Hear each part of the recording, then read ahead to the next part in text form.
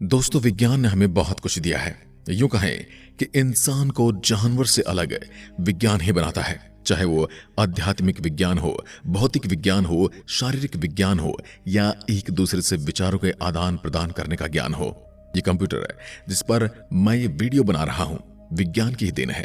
जिसके बारे में बना रहा हूं वो भी एक वैज्ञानिक है। और जिस मोबाइल पर, जिस डिवाइस पर या जिस टीवी पर आप इसे देख रहे हैं वो भी विज्ञान की ही देन है। पर इसे विज्ञान ने हमें बहुत कुछ ऐसा भी दिया है जो हमें जानवरों से बुरा, घिनौना और बदतर बनाता है। युद्ध सामग्री से लेकर बड़े बड़े जंगी जहाजों या परमाणु बम, ये भी विज्ञान की ही देन है। और इनकी वजह से रोज मानवता मर रही है, मासूम लोगों की जानें जा रही हैं। आज हम आपको ऐसे ही वैज्ञानिक की कहानी बताने वाले हैं जिसने स्वयं को मृत्यु बताया था। अब आप इस वैज्ञानिक को अपना हीरो मानते हैं या इसे मानना चाहिए हीरो, फिर ये एक समाज का अपराधी है और इसे अपराधी की तरह ही माना जाना चाहिए, ये आप पर छोड़ते हैं। आप इसे क्या मानते हैं कमेंट में लिखकर जरूर बताइएगा। किसी के लिए तो ये हीरो जरूर ही होगा, तभी इस इंसान पर फिल्में बनाई जा रही हैं। तो आप समझ ही गए होंगे कि हम बात किसकी कर रहे हैं। चलिए जानते हैं इस शख्स के बारे में विस्तार से। नाम है रॉबर्ट ओपेनहाइमर। 22 अप्रैल 1904 को न्यूयॉर्क सिटी में पैदा हुआ था। ओपेनहाइमर के माता पिता यहूदी परिवार से थे एवं इनका परिवार शिक्षित एवं समृद्ध था। ओपेनहाइमर जब केवल 5 साल के थे तो इनके दादाजी ने इन्हें कुछ चट्टान के टुकड़े दिए जिनसे इनकी भूगर्भ विज्ञान के प्रति रुचि बढ़ी। जब यह 7 साल के हुए तो इनकी कविताओं के प्रति रुचि बढ़ी और ये कविताएं लिखने लगे। ओपेनहाइमर अपने बचपन में सूक्ष्मदर्शी से खेलते थे और उससे जीवाणुओं को देखा करते थे। ओपेनहाइमर की शिक्षा एक उच्च विद्यालय से हुई थी। वे बचपन से ही पढ़ने में काफी अच्छे थे। अपनी कम उम्र से उन्होंने फ्रेंच, स्पेनिश, इटालियन और ग्रीक भाषाओं का ज्ञान प्राप्त कर लिया था। ओपेनहाइमर उच्च शिक्षा के लिए हार्वर्ड विश्वविद्यालय गए। ओपेनहाइमर 19 साल के थे तो उन्होंने अपनी पढ़ाई के लिए हार्वर्ड विश्वविद्यालय में एडमिशन लिया। हार्वर्ड में ओपेनहाइमर का नाम सबसे टॉप में रहता था।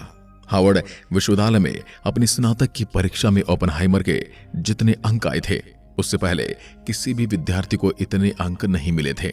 ओपेनहाइमर के भौतिक विज्ञान के प्रोफेसर कहते थे, एक दिन लड़का या तो भौतिक विज्ञान को या फिर पूरे विश्व को हिला देगा। और उनके प्रोफेसर की ये बात सच भी साबित हुई। हार्वर्ड विश्वविद्यालय से पढ़ाई पूरी करने के बाद ओपेनहाइमर काम करने के लिए इंग्लैंड की कैवेंडिश प्रयोगशाला में चले गए। वहां जाकर उन्होंने इंग्लैंड के प्रसिद्ध भौतिकविदों के साथ काम किया। 1931 में ओपेनहाइमर को कैलिफोर्निया विश्वविद्यालय में एसोसिएट प्रोफेसर बना दिया गया। कैलिफोर्निया विश्वविद्यालय में ओपेनहाइमर ने नाभिकीय विज्ञान से जुड़े हुए कई प्रयोग किए। इसके बाद 1939 में जब द्वितीय विश्व युद्ध शुरू हुआ तो जर्मनी समेत अन्य देश परमाणु हथियार बनाने में जुट गए। जब अमेरिका को इस बात का पता लगा तो अमेरिका ने भी परमाणु बम बनाने के लिए वैज्ञानिकों की एक टीम तैयार की। उसके कोऑर्डिनेटर ओपेनहाइमर थे। इस प्रोजेक्ट को टॉप सीक्रेट रखा गया था और इस टॉप सीक्रेट प्रोजेक्ट का नाम था मैनहट्टन प्रोजेक्ट। बाद चीफ साइंस डायरेक्टर बना दिया गया। अब बात करते हैं क्या था मैनहट्टन प्रोजेक्ट। परमाणु हथियार बनाने के उद्देश्य से ओपेनहाइमर समेत कई महान वैज्ञानिकों ने एक साथ काम करना शुरू कर दिया। महान तो नहीं कहेंगे, बहुत सारे वैज्ञानिकों ने एक साथ काम करना शुरू कर दिया। लेकिन इस प्रोजेक्ट पर काम करने के लिए अमेरिका के तत्कालीन राष्ट्रपति रूजवेल्ट को एल्बर्ट आइंस्टीन ने आग्रह किया था। अमेरिका को लगा कि अगर उनसे पहले जर्मनी परमाणु हथियार बना लेता है तो इससे उन्हें बहुत नुकसान उठाना होगा और दूसरी तरफ जापान भी हथियार डालने को तैयार नहीं था। इसे देखते हुए रूजवेल्ट ने इस प्रोजेक्ट को मंजूरी दे दी। ओपेनहाइमर ने इस प्रोजेक्ट को शुरू केवल इसलिए किया था क्योंकि वह अपने देश की सुरक्षा चाहते थे, लेकिन उन्हें नहीं पता था कि इसका परिणाम बहुत ज्यादा भयंकर होने वाला है। पहला परमाणु बम परीक्षण। पहला परमाणु बम परीक्षण ओपेनहाइमर की देखरेख में 16 जुलाई 1945 को अमेरिका में किया गया। ओपेनहाइमर पहले परमाणु बम परीक्षण के इंतजार में कंट्रोल रूम के बंकर में बैठे हुए थे। ओपेनहाइमर पहले परमाणु बम परीक्षण को लेकर काफी नर्वस थे। परीक्षण के पहले की रात को ओपेनहाइमर केवल 4 घंटे ही सो पाए थे और इस समय के दौरान उनका वजन भी पहले से काफी कम हो गया था।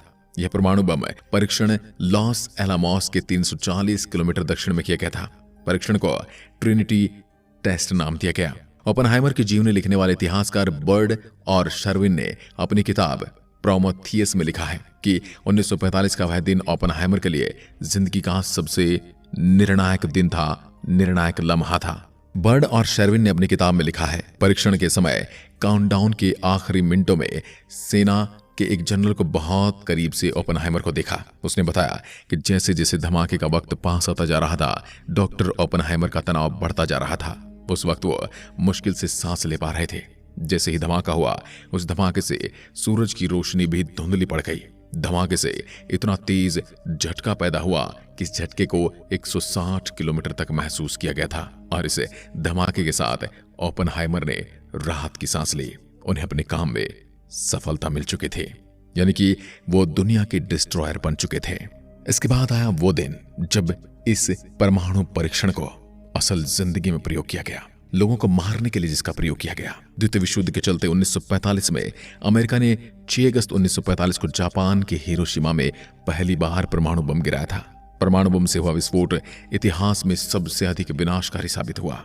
स्पेस पोर्ट के चलते जापान में हिरोशिमा के एक ही शहर के लगभग 70,000 लोग मारे गए थे। 10 सेकंड में ही परमाणु बम का असर पूरे हिरोशिमा में फैल गया था और लोग जल गए थे। ये परमाणु बम 45 सेकंड हवा में रहने के बाद फटा था। पलक झपकते ही हिरोशिमा की धरती राख में बदल गई थी। इस परमाणु बम का नाम लिटिल बॉय था। और अमेरिका इतने में ही नहीं रुका। इसके ठीक 3 दिन बाद 9 अगस्त 1945 को अमेरिका ने जापान के नागासाकी पर दूसरा बम गिराया। यह प्लूटोनियम बम था, जिससे धमाके में लगभग 74,000 लोगों ने अपनी जान गंवाई थी।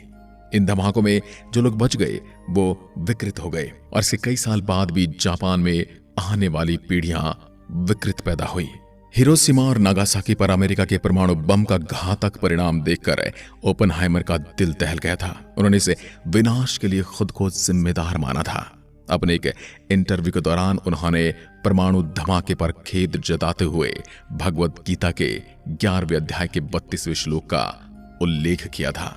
गीता में भगवान श्री कृष्ण ने कहा था, कालः अस्मि लोकक्षय कृत प्रवृद्धो लोकान समार्तुमिह प्रवृत्तः। अर्थात मैं लोगों का विनाशक बन गया हूं, मैं मृत्यु बन गया हूं, मैं दुनिया का विनाशक बन गया हूं। Now I am become death, the destroyer of worlds.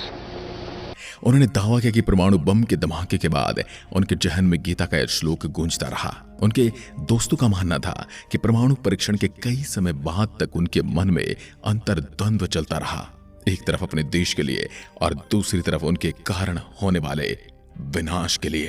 वो अपने देश के लिए सही साबित होने के लिए उन्हें मानवता के लिए गलत साबित होना था। ओपेनहाइमर ने जब हिरोशिमा और नागासाकी पर हुए हमले का भयावह परिणाम देखा तो वह खुद को इसका जिम्मेदार मानने लगे। उन्होंने पूरी दुनिया से आग्रह किया कि आगे कोई भी परमाणु हथियार का प्रयोग न करे। उन्होंने ये भी मांग की कि परमाणु हथियार के निर्माण पर रोक लगा देनी चाहिए। हिरोशिमा और नागासाकी पर हुआ हमला पहला और अब तक का अंतिम परमाणु हमला था। तब से लेकर अभी तक किसी अन्य देश ने किसी भी देश पर परमाणु हथियार का इस्तेमाल नहीं किया है, परंतु इसकी कोई गारंटी नहीं है कि कोई भी इस्तेमाल नहीं करेगा, क्योंकि आजकल परमाणु बम ऐसे ऐसे देश और ऐसे ऐसे देशों के लीडरों के हाथ में है जिन्हें के लिए मानवता ज्यादा मायने ही नहीं रखती है। इतने घातक परमाणु हमले के बावजूद भी आज जापान विकसित देशों की श्रेणी में अग्रणी है। जापान ने इस हमले का मुंह तोड़ जवाब देते हुए खुद को एक बार अपने पैरों पर खड़ा किया।